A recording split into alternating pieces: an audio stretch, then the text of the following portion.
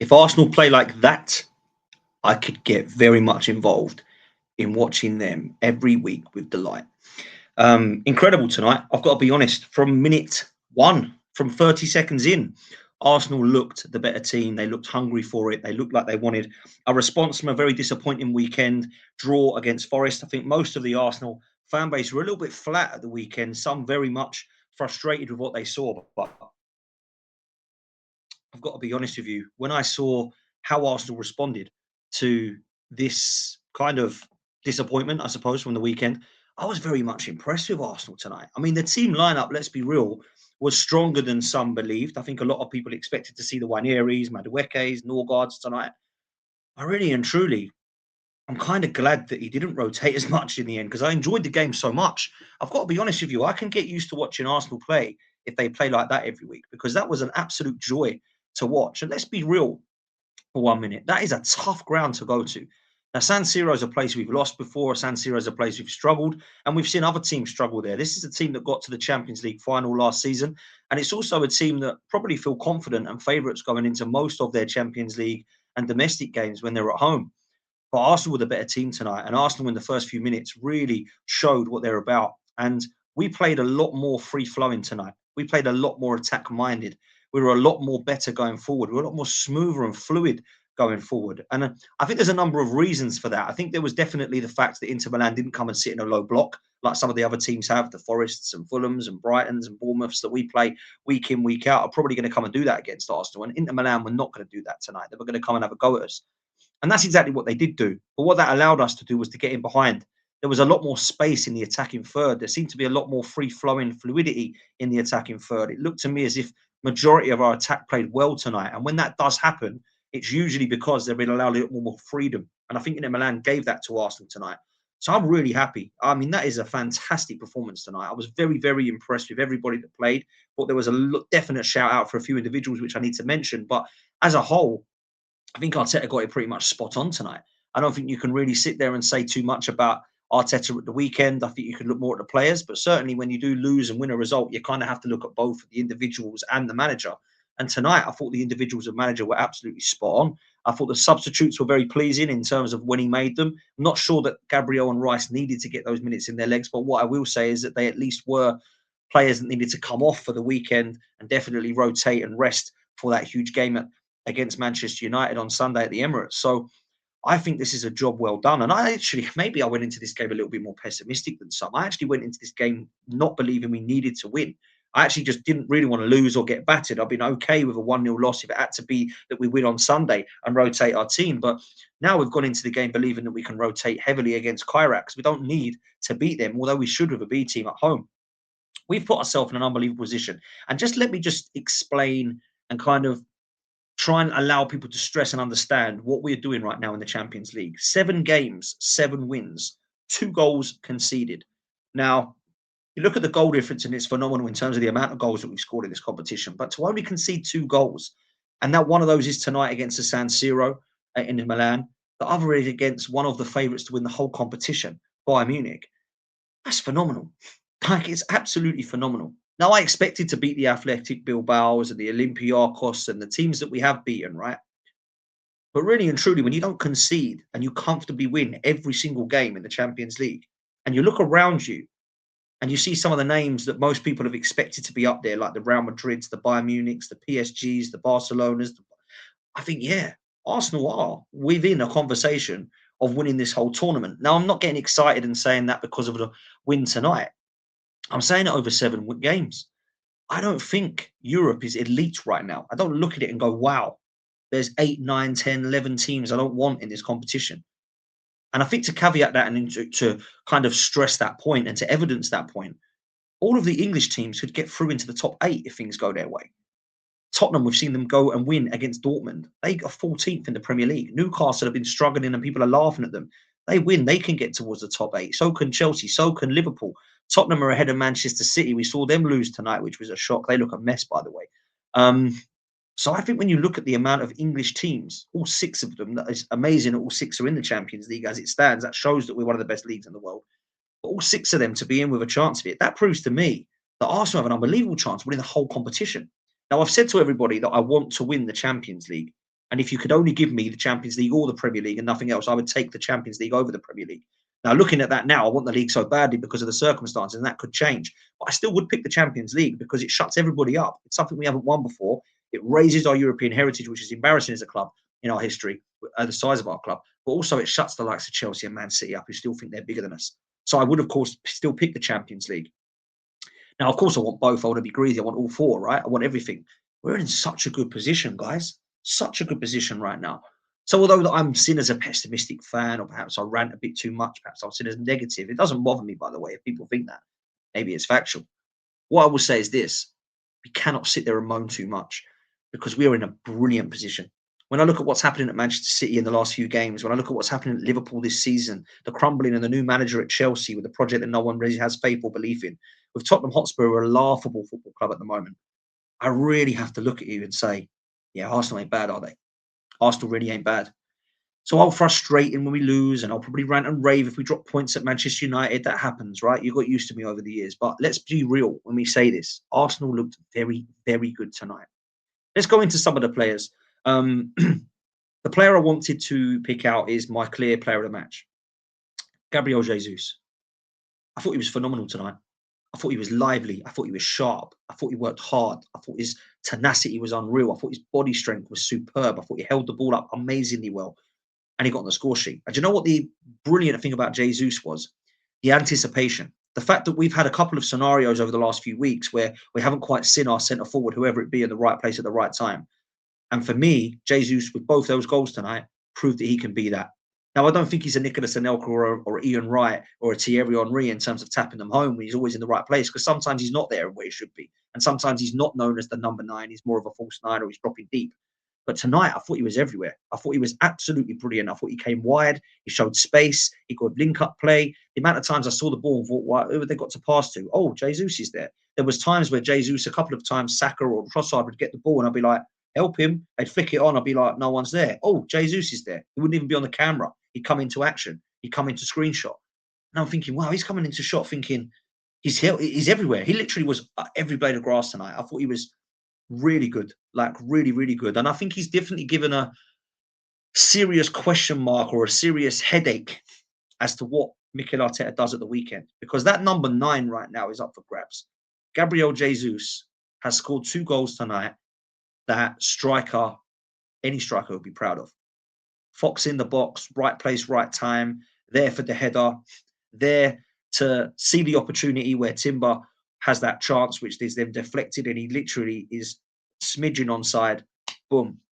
I was very, very, very impressed with him tonight, and he's my player of the match. So I had to start with him.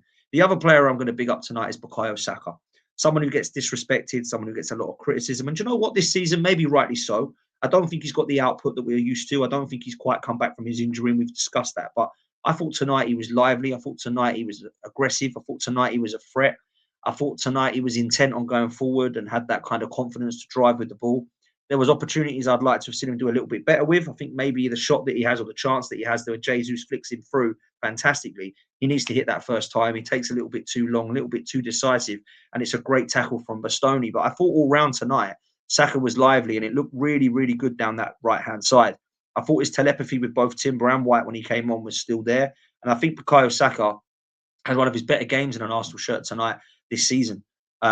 Big fan of him tonight. Was excellent in everything that he did. And I'll say this, for the goal, it's phenomenal from Saka. The delivery is absolute pinpoint to Trossard. And Trossard anticipates that very well and actually does just clip the crossbar with that header. It falls to Jesus is in right place, right time. And some people might say a bit lucky, but you've got to be right place, right time to anticipate that. But the delivery again from Bukayo Saka, I think it goes under the radar. The amount of times I've seen Bukayo Saka with the delivery, he's more of a crosser. He's become more of a assister than a goal scorer, which is a bit frustrating because we want to see him do both. But he is absolutely key and vital and pivotal when it comes to these dead ball deliveries and set pieces, just like Declan Rice is. He deserved a mention tonight. The other player I've got to big up is Mosquera, because he's come back into the side from an injury for a long, long time. I don't even remember the last time he played. I think it was quite some time ago now. We have to go back to as far as I think Tottenham or Bayern Munich, don't we, when he was playing games. I think it was that kind of era around October. So he's had most of the November and December out. He's come back into the new year, slotted straight in. We saw him on the bench in the last game, and I thought he was excellent. I thought he was very aggressive. I thought he was very Good with his one-on-one defending. I thought he showed some unbelievable strength. There wasn't many times where he gave away silly fouls. There was times where he literally gave his own, come into his own. And I thought the decision to play Saliba and Mosquera are kind of opposite sides at times. They looked like they were switching, to be honest with you, at times. But that was how confident they both played. But they were very, very good alongside each other. And that moves me nicely on to Saliba, who I think is just going under the radar of how good he's been, how consistent he's been. I don't know a more calm, composed centre half in football right now than William Saliba. I think he is so underappreciated. And I think what rival fans, media maybe, and even some Arsenal fans are doing is looking at those performances that in the eyes of a Ruben Diaz or in the eyes of a John Stones or in the eyes of a Mark Guehi or even a Maxence Lacroix, some of the best Premier League defenders right now would be an unbelievable performance. It's just Saliba was all right. But actually, I want to change that because Saliba hasn't just been all right. He's been absolutely phenomenal. He's been so good. And he's gone under the radar a little bit because of how good Gabriel has been from set pieces and how much of a monster he is. But if I'm honest with you, Gabriel isn't going to be that defender if he doesn't have the complement of Saliba alongside him. So I think he deserves a mention again tonight. Miles Lewis-Skelly looks a lot more composed and confident on the ball tonight. I thought there was a couple of touches he made, which usually I thought would have given him a little bit of, oh, maybe you're in trouble. But I thought he was better tonight. Timber was really good on the right-hand side, and I think he's proven what we've missed on that right-hand side. I like him over at left-back for our stability, but I don't think it does much for us going forward. And I appreciate why Miles Lewis-Skelly's had to miss this one out. But for me, Jurrien Timber absolutely should start as a right back. Ben White's been great and showed us what he's about, but I think Jurrien Timber at right back is just we're such a better Arsenal when he's there. Such a better Arsenal when he's there. We'll move into midfield and we'll touch on Zubimendi because, again, somebody else who I think is going under the radar a bit of how important he's been. He was playing more as a six tonight, and I thought he was excellent with his passing ability. I think he controlled the tempo of the midfield. I don't think he dominated the midfield, but he was certainly one of the better players on the pitch tonight. And I thought that he kept the ball ticking and was excellent when the subs come on as well. He just showed a steady kind of ground. Marino, I liked glimpses of what he did tonight. I thought he was quite good in terms of turn on the ball. I thought his forward passing had improved and got a lot better. And I always think he's good for an aerial threat. And Gabriel Jesus, I looked back at some of the key highlights of the game tonight, particularly in the first half. There was a lot more that he did that I didn't notice in terms of going forward. But I still wasn't amazed by his performance. I don't think he's done enough to knock on the door and start ahead of Martin Odegaard tonight. And I don't think I'm saying that because I know that Mikel Arteta won't. I would start Eze, but I don't think he's done enough in Mikel Arteta's eyes.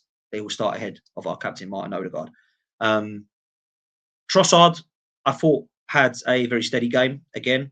Thought there was a couple of chances where he could have potentially shoot and shot more, and his decisiveness was not quite there. But I think that was right for everyone. And then we talk about the subs. Ben White come on and shows what he's about. Declan Rice comes on. A bit surprised that him and Gabriel did come on, to be fair, but it happened. Martinelli. Gabriel Martinelli, I thought was a really good performance. In fact, he didn't have much on the pitch, didn't have long on the pitch. That ball was phenomenal. On the outside of his foot, it was absolute pinpoint. And of course, it leads to who did score the goal, which is, of course, Victor Gyökeres. And fair play.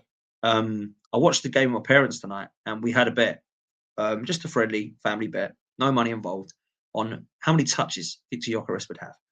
I went with 6. My dad went with 3. My mum went with 4.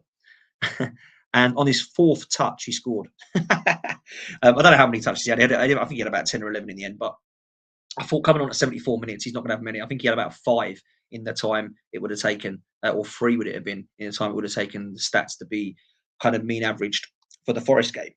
Excuse me, which is why I thought going for 6 was a bit crazy after thinking that. But he did get more than that. And you know what? He was a handful, wasn't he? He had a couple of nice touches, had a couple of nice passes. He was fouled a couple of times. He was a handful. And it's actually a really good goal. The whole move is brilliant. Now, there's a chance just before the goal where Saka goes through and people are saying, cross it. I don't think Saka can slide that across. I actually don't think he can slide that across. It's excellent bit of defending. And if I'm Saka in that scenario and I'm an attacker, I'm shooting, right? Keeper makes a save. It comes back out. But let's be real. Gyökeres was never going to get that ball. But the chance he does get is actually him trying to do what Saka didn't do. And that's pass a through ball to him. Now, it doesn't quite work out, but it falls back to Gyökeres and he shoots. And I thought it actually deflected, but it doesn't. It doesn't deflect off the defender. It does go in. The keeper's not quite able to keep. It does get a hand to it. Not quite able to save it. It does go in. And do you know what? I liked the celebration. I said I liked the celebration against Chelsea because it was a tap-in and he didn't do much. This one, it felt more. And I think he is allowing the media to get on the back of him a little bit more in the last few days because it was quite a bad performance against Forest. He goes through one-on-one and it's bad, it's bad, it's bad. But this time it's good. And, 3 goals in 5 matches in the Champions League. He's obviously got 5, 6 goals in the Premier League. It's not a shambles by any means, but it's just not what we expected and what we wanted. I do think that we are probably going to have a conversation again in the summer about the striker situation if it does continue. But tonight, we can be happy with Victor Gyökeres and hope that he can continue with that performance and with that confidence. So I thought all round it was a very good night for Arsenal. I'm very positive tonight because I was enjoying watching that. That's the sort of Arsenal I want to see. Free flowing, attack minded. It's there. Let's just be real. It's there. Now, I understand he's not going to be able to play that every week, even when teams don't come and low block us. I don't think we can do that every week. But Mikel Arteta can play attack-minded football. We've seen it before. 22-23 when we're 8 points clear. We've seen it at times this season. We've seen it in the Champions League this season. And we've seen it previously. But for some reason, it looks a lot more less fluid and a lot more compact and resolute at times, particularly against low blocks. And I think that does need to be looked at and worked at against those teams. But look, we might have some of that against Manchester United. I don't think Man United are going to go all out. I don't think it's going to be gung-ho football. I don't expect it to be a high-scoring game, if I'm honest with you. We'll do more preview shows on that nearer the time. But for me, as far as I'm concerned, a couple of days rest now, get these players fit for that weekend, get them back to our kind of best, and we go again. But tonight was a very, very good performance. Arsenal find themselves top of the Premier League, 7 points clear, top of the Champions League, 1 foot in the final of the Carabao Cup, in that semi-final against Chelsea and still in the FA Cup as well. Wow, what a season so far it's been for the Gunners. Let's smash that like button. Let's make sure you hit subscribe, and we'll, of course, see you on the next one. We're out of here, people.